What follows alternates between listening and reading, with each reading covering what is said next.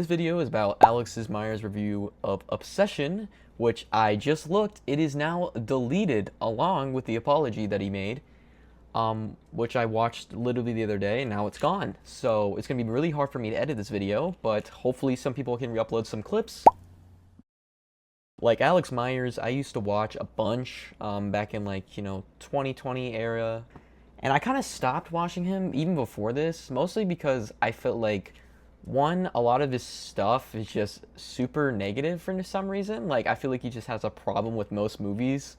So I kind of just stopped watching him, mostly because it's like a lot of his content, like, no offense to him.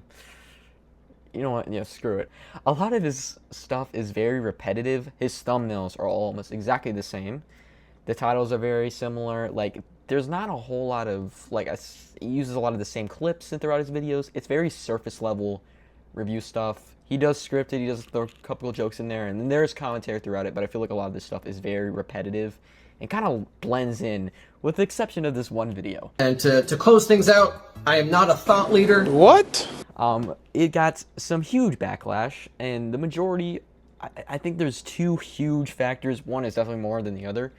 One is because Obsession is a very popular movie. I love this movie. It is one of my new favorite films of all time, and it is garnered a lot of recognition. I've already talked a lot about this movie in my separate review, if you want to go watch that. But yeah, it is pretty loved for a lot of different reasons. But I think the reason people were so feisty towards this review and him was because of the subject material in the movie. Like, I've seen a lot of this on, I'm not just to harp on him specifically, but I've seen a lot online, especially with Indy Never Ready. She's gotten a lot of recognition for her role and stuff like that, and she's a conventionally attractive woman. And I've seen a lot of, she's been kind of more sexualized, I feel like, and I've kind of noticed that a lot, especially since the movie came out. And he makes a lot of comments throughout the review, and it's like, oof. Then again, Nikki is a hot Latina, so one can only remain strong for so long. Doesn't care. So Bear's choices are Crystal Mommy or Septum Girl, so this dude never stood a chance. The way he refers to her is very it's like a joke, but it's still kind of creepy. I feel like this movie specifically, you gotta take very lightly on what you're saying, because one, it's loved, and then two, the subject material. Any movie regarding stuff like that, you kind of have to take lightly. And you can make jokes decently enough, but also I kind of feel like this happens a lot with commentary, and not really that similar, but when people talk about serious topics, especially with animated commentary, it comes off a little insensitive when you're doing the animation, goofy faces, and it's a pretty serious topic about saying consent and stuff like that. So it comes off a little insensitive and stuff like that, and it comes off offensive to some people who've been through that, and it is horrible. So I think he probably should have just not reviewed it or taken it in a different light, because first off, I think more of his content, I know why he did it. It's a very popular movie, and it did get him a decent amount of views. So obviously, you want to talk about it, it's in the zeitgeist. But I feel like if you're not going to take it, a little bit more seriously, then you shouldn't be reviewing that. Especially since it's not that similar to a lot of, like I said, he mentioned this in the video. He doesn't really talk about horror movies at all. Now, I don't make a lot of videos about horror stuff, but I mean, a semi-rom-com about a nerdy loser guy who gets the girl at the end. Well, this sounds like a nice, wholesome movie. But he does rom-coms and stuff like that, so I kind of understood why he did it. But it's a lot different movie. You can't have it the same attitude compared to a Disney Channel original movie. It's not the same type of movie. It's gonna be a lot more serious. So you kind of have to treat it as such. It can't just be like every other review. And even if it was like that, it wouldn't have been that bad, and many people probably wouldn't have talked about it that much. The main issue is with the main character, Bear. Now, Bear, to me, he's such a well-written character, and I don't like the stuff he does, but I think he is a really interesting protagonist, and he's super well-written because he's the villain of the movie. That is obvious. But he doesn't necessarily he's not mean necessarily. He's just kind of a incel coward type. And him being such a coward and not taking the courage to do the right things and doing the selfless things makes him the bad guy. him making the wish isn't necessarily bad because, like he said, he mentions this in the review, he doesn't know it's going to work. It's what he does after that point.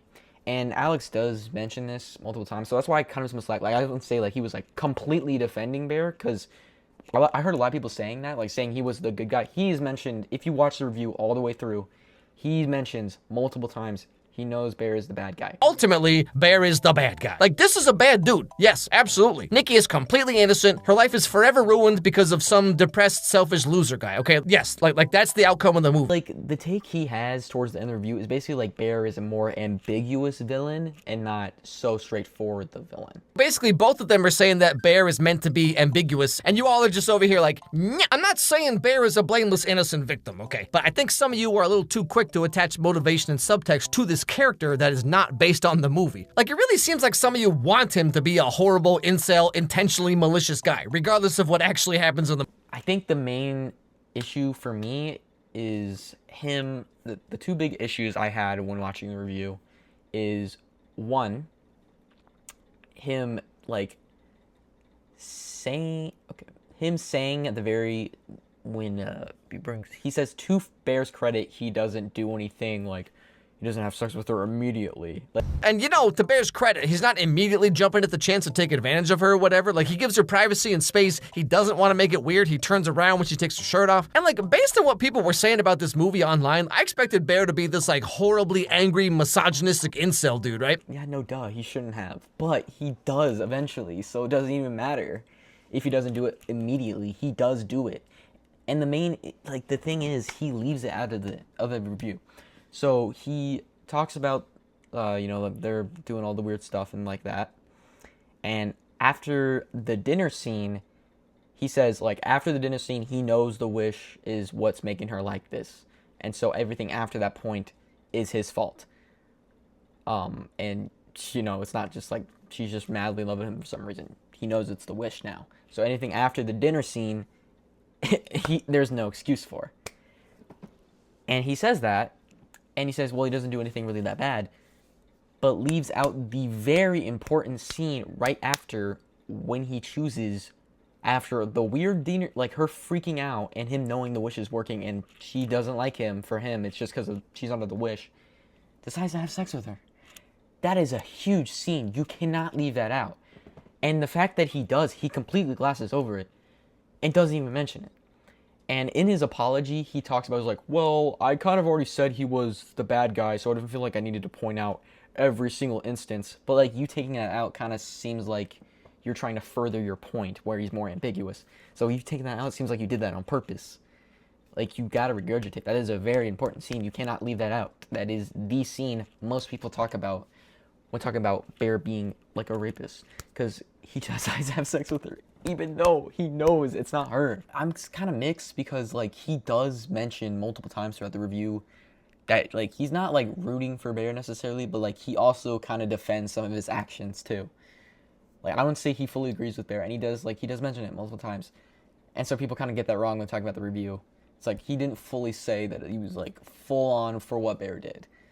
But him defending the actions, you can't do both. You can't be defending him but also calling the villain, because it doesn't fit your point. It doesn't fit the gist of the video.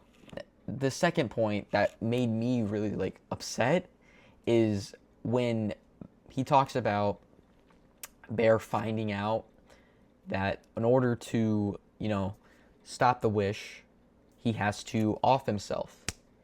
And him saying, is like, I think it's more towards the end of the movie. He also glosses over, like, a bunch of stuff towards the ending. He says, like, what do you expect Bear to do? Imagine. Although, to be fair, what is he supposed to do? Because if he breaks up with her, she's gonna hunt him down. And the only other choice, as we learn, is that the spell will break if he dies. Another option appears when the real Nikki is able to speak very briefly while the demon Nikki is asleep. Now, this is another part I've seen so many posts about that I find so baffling. Like, I've literally seen people say, like, if Bear truly loved Nikki, he would have killed her when she asked. Cause, like, it's just that easy, And then what? He goes to prison for life? Obviously, he doesn't want to do that. Also, it's well established in this movie that he's like a low self-esteem, probably depressed loser guy. So, like, of course, he's not gonna suddenly do this completely out of character thing. Now, first off, if he killed Nikki, like she asked him to, she literally gave him her giving him the blessing to kill her means that whatever she was going through was worse than living through it.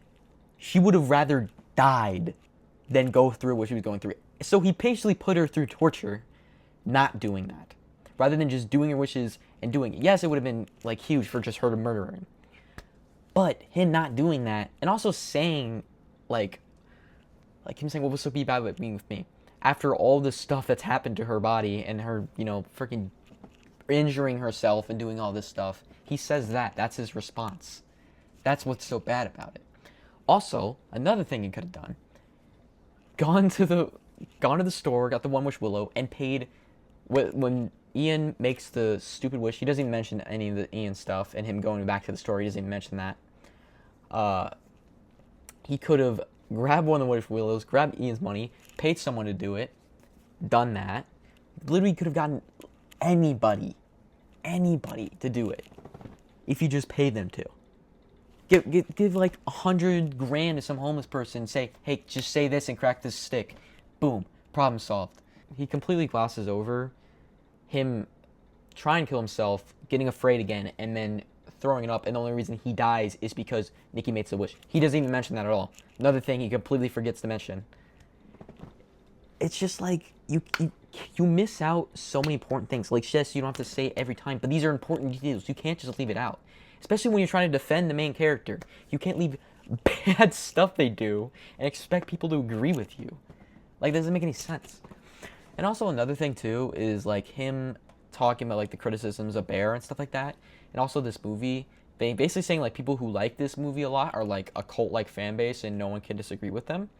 I found this comment in a Reddit thread that puts it so perfectly, so I'm just gonna read part of it. But remember, this sub attracts the most obsessed fans of the movie. They flex about watching it at the theater like 10 times already. They make several posts a day about it. They make crazy over-analysis and theories that have no ground in the reality of the film, etc. It's not just a movie for them. They're incredibly emotionally invested and attached to an unhealthy degree. It's almost cultish at this point. And people who are chronically online or addicted to a piece of media aren't the most emotionally stable or media literate to begin with. So a lot of it comes from an emotional standpoint, hence the refusal to engage with the material in good faith and just making it say what they want the movie to say in an over-the-top, sanctimonious, dogmatic way. It's like a ritual for them, a catharsis. See all. That's not true, but, like, there's a very objective point in this movie, and if you don't get that point, you didn't understand the movie. A lot of the people who watch this movie say it's like it's up to interpretation if Bear is the villain or not. It is not up to interpretation. If you watch the movie, you should know that it is very, very black and white. By the ending, I think it's a little bit willy-nilly in the first 30 minutes, but after the dinner scene, after he knows it's the wish that's causing her to act like this, everything that he does is his fault alone. So anyways, after this, he did leave like a huge comment being like, I heard you guys are doing exactly what you said in the video. I feel like I didn't even mention every single point you did that was doing bad. And he kind of said a lot of this similar stuff in his apology, which are now both deleted. I don't think he said why, but I'm assuming because he just wanted to hate and stuff like that. But another point I want to make is the apology, which I watched one time. It kind of gave off, like, it wasn't the worst apology in the world, but it kind of came off like, you know, more just like, I'm sorry you guys misinterpreted what I meant. I meant it to come off like this. I should have done better doing it like this, more than just like the stuff he said. I'm sorry if I worded my video in a way that made it sound like I am defending or... That he's apologizing for, which I said, it's not the worst thing in the world. I think it's a pretty solid, like, you know, thing to do. And it seemed like it did take some accountability, kinda. But I think it could have been a better apology. And it is now deleted. When people started attacking him, a lot of people kept bringing up his divorce. And I kind of want to say, like, I don't think that was cool at all. Like, it's something completely different from this review. You're bringing stuff from his personal life, attacking him kind of personally. And I get you may feel really strongly about it, but I don't think that's any better. Like, it had nothing to do with the review at all. I mean, maybe because of how he's talking about, like, women in the movie. Like, I kind of understand it, but, like, you shouldn't be doing that. Like, that's not cool. Like, I don't think that's like, I really don't think that's justified, and I might get hate for that, but I really don't think that was justified. People bring up his like divorce and stuff like that, and attacking him from like his personal life outside of just the video. Like, sure, you can have a take on his review, and I think he's a little weird, but like, I just like, is that he didn't fully condone Bear's action, but he condoned some of them, which isn't good. That's the thing. Like, him defending it at all is the problem. Anyway, see you guys in the next video. Goodbye.